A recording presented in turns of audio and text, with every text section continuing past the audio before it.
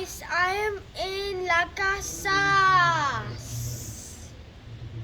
I go here in Manila to here in 4 hours. Guys, look at the view. It's so good and nice. The place is so nice.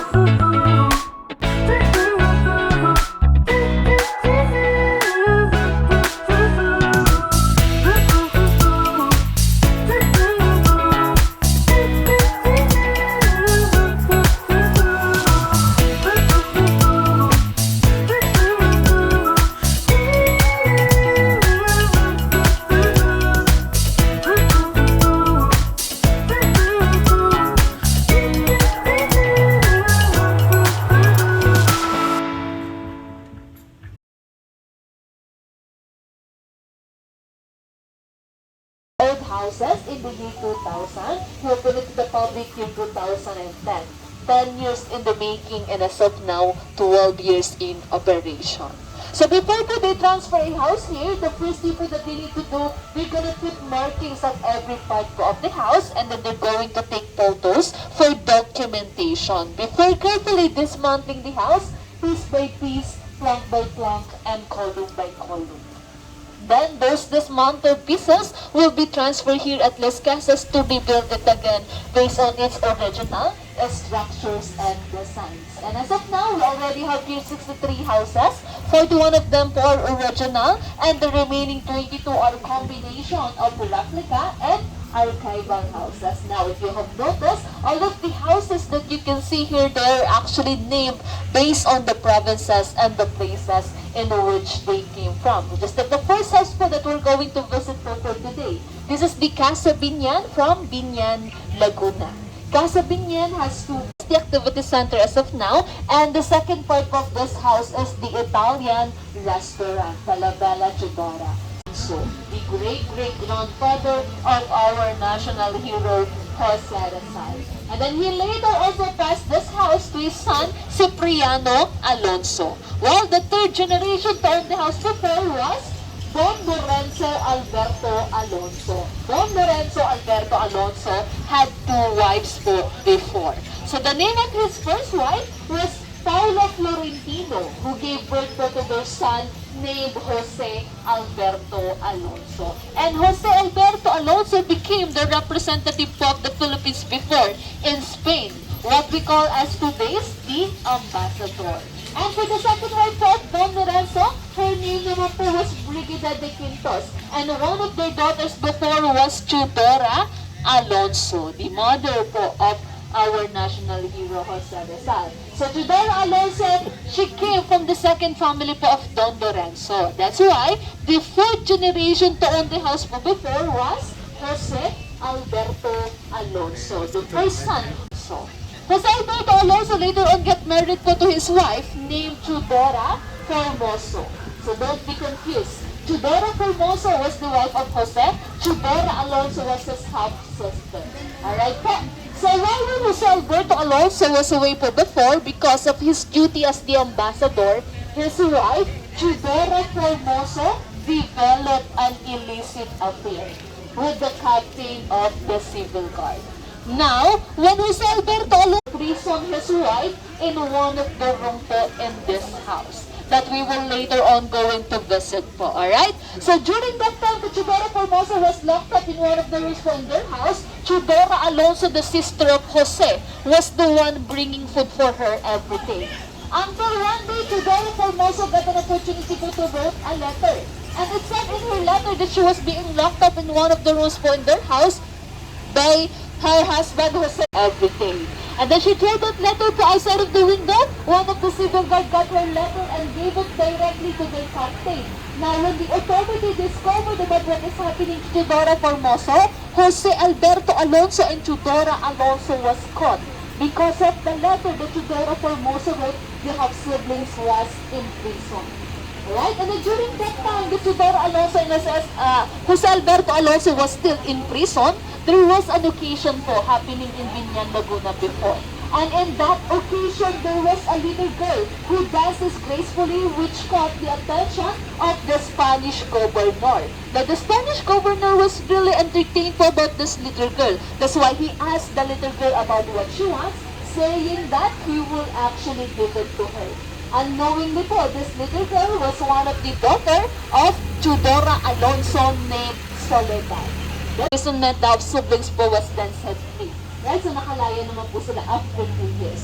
So right now po, we're going po to the second floor po of the house. We're going to visit po the house. And I will also introduce you to the past owners po of this house. So are you guys excited to meet them? They're only just portraits po. Alright, so the first portrait, this is Jose Alberto Alonso, the fourth generation to own the house before po, the uncle of Dr. Jose Rizal, the one who became the ambassador po before. Jose Alberto, and this is his wife, Chudora Formoso. The one po who's been locked indoors in this room, by the way, because she had an illicit affair. So the wife of Jose, Chodora Formoso. Well, these two po, these are also some of the past descendants po of the house. This is Doña Isabel, one of the carnival queen po before, Queen of Luzon. That's why the portrait she's wearing a crown. And this is her daughter, that is Doña Pilar. So by the way, these two paintings po is actually original. So it came po from the old house in Binyan, Laguna po before, but these two po, these are only replica, as well as the whole house. Because this house po consists with 1 to 5% original parts. So the rest po are replica. That's why we consider it as one of the replica houses po. So like I said, one of the original parts is that two portraits, this wall po as well as the door. The staircase po earlier, that is also original.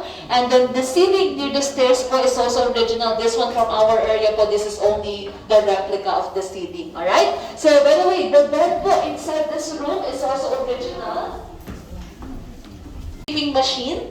This is the typical type of bed spot the Filipinos po before. Now, if you have noticed po, the bed is small than the normal po that we have nowadays. Because the Filipinos po before are naturally short. Their height po before was only 4 to 5 feet tall. Ganun lang po kaliliit ang mga Filipinos. That's why yung mga furnitures po nila is maliliit lang po. Either maliliit or yung mga chairs po nila mabababa. Alright, so I would like to ask po, is there anyone here po ba who have already watched the movie General Luna? Yeah, so sila sir. Actually, this house po kasi was used before as one of the settings po from that movie. So in this room, where we at po right now, this is the office of Emilio Aguinaldo from the movie po. And the most iconic scene from that General Luna movie po, the death scene of General Luna, was also shot here po at the courtyard of Casa Binyan. So I will show you the courtyard. This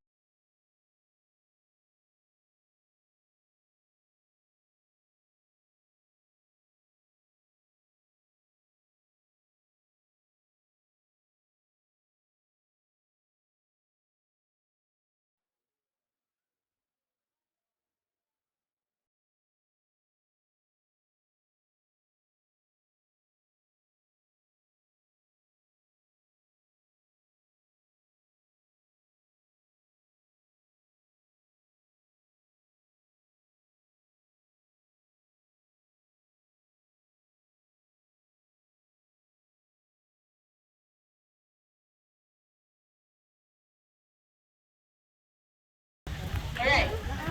Now the house po next to Casa Binyan is this one. This is the Casa Baliwag Uno from Baliwag, Bulacan. So this house po was originally built year 1898 under the ownership of Captain Fernando Vergel de Dios. Captain Fernando, who also had 2 wives before. So the name of his first wife was Carmen Posta de Leon, wherein they were blessed po with 9 children.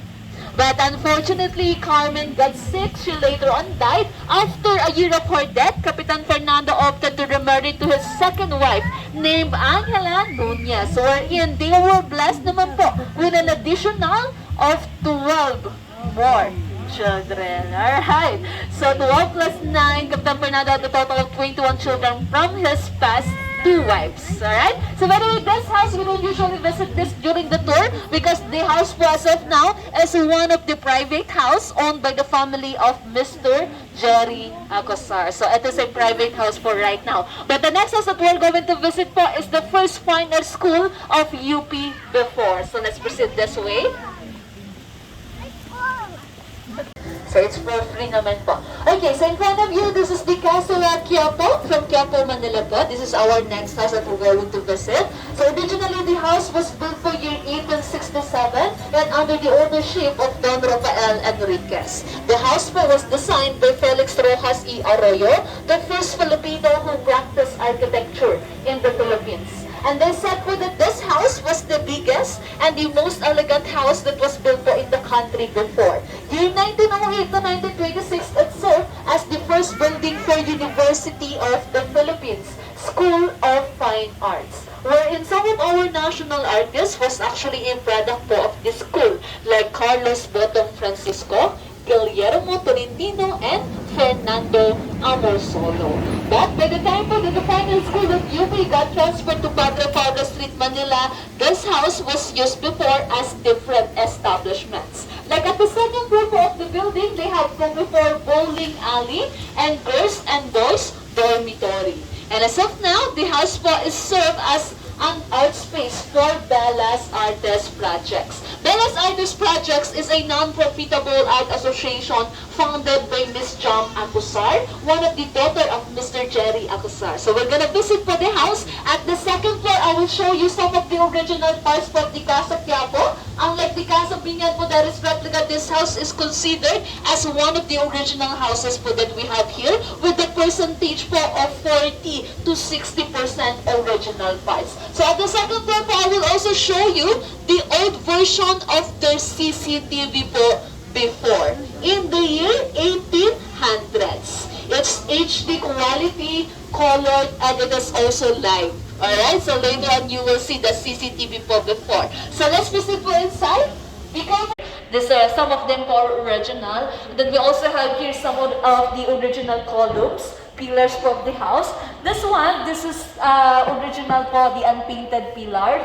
And the unpainted one po, like that one, that's only a replica. And also from the corners of the ceiling, you will notice some of the original parts. So this one says it is not painted, that is original. While this one po says it is already painted, so that is only a replica. So like I've said po, the house consists po with 40 to 60% original parts. Most of them po are the wooden parts po of the house. Alright? So we also have here some of the exhibit, some of the art pieces po that was made by Belas Artes Projects. So this figures po, it represents the devotees of the Black Nazarene. That's why over there po we have a cross.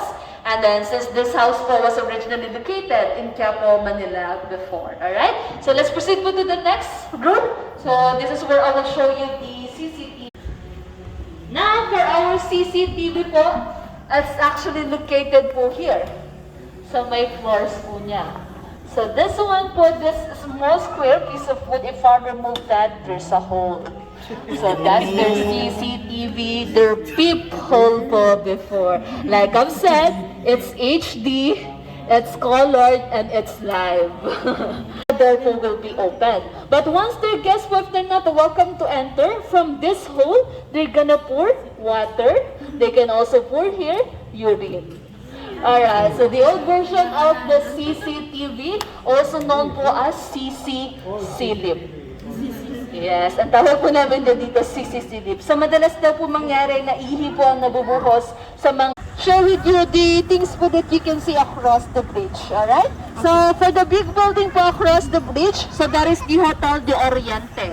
Hotel de Oriente is a replica po of the first luxurious hotel that was built in Binondo, Manila, year 1889 by Don Miguel Almatria. It actually just stood beside Binondo Church po before. But unfortunately, the original building was one of the buildings po that was destroyed, that was bombed during the World War II. So we replicated po the Hotel de Oriente. As of now, it is not functioning as a hotel. Right now, the main function of the Hotel de Oriente, that is our main convention center, where the APEC Summit meeting of year 2015 po was held before at Hotel de Oriente. And like I've said po, one of the first luxurious hotel po yung original building, because the original building was also one of the first buildings din po to have been installed with the line of electricity as well as telephone line po before. So the first one to have the telephone line was the Malacanang. Their telephone number po before was telephone number 1, while the Hotel de Oriente, they had the telephone number 2. So 1 and 2, there is no wrong dial. Biro-biro nga po namin dito, baka sila lang ang nagtatawagan po noon. So that is the Hotel de Oriente. By the way, sino po dito yung mga day tour guests? Yan, so have you already visited the museum po in front po of that house? So actually, dyan po kayo nag-lunch po, di ba, kanina? Sa front part po na yan, right now, yung pintuan na nakaharap po sa atin, meron po siyang museum. You can visit the museum po until 5 p.m. So open po siya. So that is the Hotel de Oriente. And then, by the way, the bridge naman po over there. So that's, that bridge po, it is inspired from the first footbridge in Paris called Footno. To make it more Filipino, we call that bridge po here as Tulay ni Lola Basyang. So that's why at the lower part po of the bridge, you will notice some of the mythical creature that was a character po from the stories of Lola Basyang, like Kapre, Manananggal, and Tikbalang. So are you guys still familiar po with our Lola Basyang? Kilala pa po ba natin si Lola Basyang? Yan. So, did you know po ba na si Lola Basyang ay lalaki po talaga? Yes. Ayan, hindi po babae itong si Lola Basyang po natin. So, why? So, Lola Basyang po, it stands for grandma, di ba po? So, hindi po talaga siya babae dahil Lola Basyang was only just a pen name sa gisag panulat used by Mr. Severino Reyes. One of the known writer from the Philippines, the one who also wrote the stories po of Lola Basyang. Lola Basyang is only just a character. Taga-kwento lamang po siya sa mga kwento na sinusulat ni Severino Reyes. Alright? So that is the story po of our Lola Basyang. And then by the way, the river naman po that we have here, so that is actually a natural river called the Umagol River. Now the water po from the Umagol River, it's connected po to the sea, which is the West Philippine Sea. In English, they call that po as brackish water. Here in Bagak, we call it Wawa or Sabang. And in other provinces, they also call that po as Alabang, because it has a mixture of fresh and salt water. Alat at tabang, that's why they called it po Alabang. So that's the Umagol River. Okay, so by the way, this has naman po as of now serve as one of the rental houses po that we have here, with total of 5 bedrooms, 2 rooms at the ground floor, and then 3 rooms at the second floor po of the house. One of the casa that you can rent here, it's good for 12 people po. And in front of that house naman po is the Casa Tondo from Tondo, Manila. So this house is the typical structure of the houses that you can see po before in Tondo, Manila. And the main feature po of the Casa Tondo is the roof that is connected po in its window, called canopy in English, media agua in Spanish. The canopy, it serves as the protection for the house from direct heat from sunlight and also from heavy rain. So right now, that is one of the rental house din po that we have here, with total of 3 bedrooms. So that's the Casa Tondo from Tondo, Manila. For our next house, let's wait po tayo. So the 2 house po that came from Pampanga. First one po is in our center. That is the Casa Mexico from Mexico, Pampanga. The only house here in Las Casas that was not found po in its original location, because the parts of the house was only just found dismantled in a junk shop where they also bought the parts po of the house. Now, when they transferred those dismantled pieces po here, they were clueless on how they were going to rebuild for the house, since they did not see the house for its original structures and design. So what they did po before, they gathered information regarding the Casa Mexico, and luckily they found an old photo, which became their basis po in rebuilding the, as of now, Casa Mexico. Actually, this house po used to be the reception area of the hotel before. So that's the Casa Mexico from Pampanga. This one in my right side po, that is also from Pampanga. That is the Casa Candaba from Pampanga. One of the oldest house here in Las Casas. First built year 1780 under the ownership of Don Policarpio Palayo. In the year 1961, this house po became historical as one of our national artists for film, Direct Jerry De Leon, used the house as one of the settings po from his immortal epic movie, Noli Me Tangere. This house po was used before by Capitan Tiago and Maria Clara, one of the character po from the said movie. So that's the Casa Candaba from Pampanga. In front of that house po is the Filipino restaurant, the Kusina ni Nanay Maria, also known as the Casa Onisan from Onisan, Quezon Province. So this house po was built originally year 1839, owned by Antonio Maxino. This is actually the first bahay na bato or stone house po that was built in Onisan, Quezon Province before. And from the original structure po of this house, originally it has an underground tunnel, a secret tunnel which was once used by the family po of Antonio Maxino when they were captured by bandits. Unfortunately, that secret tunnel po was discovered by the bandits. That's why the family of Antonio Maxino, they were cornered. Sadly po, in the secret tunnel, they were also murdered. But in the tragedy, there was one survivor named Carmen Maxino. And as of now, like I've said, at the ground floor of the house, serve as the Filipino restaurant, the kusina ni Nanay Maria. And for the second floor of the house, that is one of the function rooms or bulwagan po that we have here. So once again, Casa Onisan from Onisan, Quezon Province. Now if you can see the 3-story house po over there, so that is the next house po that we're going to visit, the Casa Bizantina. So this way po tayo. So this house po was originally built in the year 1890, owned by Don Lorenzo del Rosario. This is the first 3-story house that was built in Binondo, Manila po before. And the architect of this house was a Spanish architect named Juan Jose Herbas y Aresmendi, the one who also designed po the original Hotel de Oriente. That's why if you have noticed, there are actually some similarities po with our Hotel de Oriente. And by the way, in the year 1914 to 1919, it was rented po by Instituto de Manila for their primary and secondary education. By the time that they got transferred po to Sampaloc, Manila, they are now known as University of Manila or UM. And as of now, the house was served as one of the first-class hotel or premier hotel po that we have here, with total po of 7 bedrooms and can be occupied by 16 people. Now, if you rented po this house, the inclusions of the house are full butler service, a standard cocktail and breakfast at a cost of 169,000 per night. Okay, so let's enter po. So from the exterior part po niya, it's actually original po yung most of the wooden parts that you can see from the exterior design. That's all original po. But once we enter po, the interior design po of the house are not original na. So let's enter with just fiberglass. Lahat po na gumagawa ng mga museo po namin dito, lahat po sila mga babae. Kababaihan po lahat ng gumagawa ng mga yan. So it's actually a replica po of one of the artworks of our national artists. Like this one po is by Fernando Amorsolo, Peace Casanayon. Then this one naman po is by Felix Resurrection Hidalgo, the Barca de Carente. So you can take picture po. So we're gonna go po to the second and third floor po of the house because the show house lang po is only the ground floor. How many beds? 7 bedrooms na. 1 from here and then take 3 po from the second and third floor.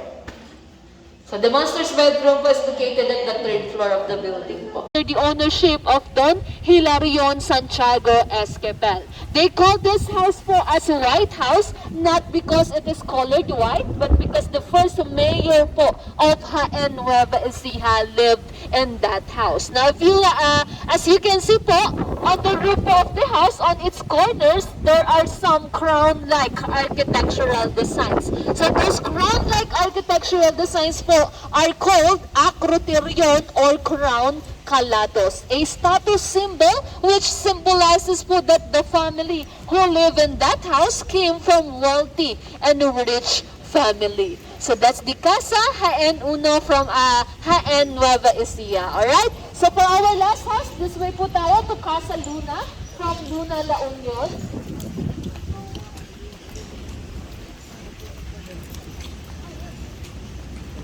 House made out of stone rather than this type of houses po, which are all made out of woods. So from the original structure po of those type of houses, on its floorings po, there are some spaces. So after po they ate their food, they're just gonna throw their leftover food in that spaces, and it will be served as the food for their animals, like pigs, ducks, and chickens. Alright? So that's the Casa Cagayan from Cagayan Valley, while this house naman po over here in the center, at the vicinity of Iglesia ni Cristo. So this house po served as the function area of the church po before.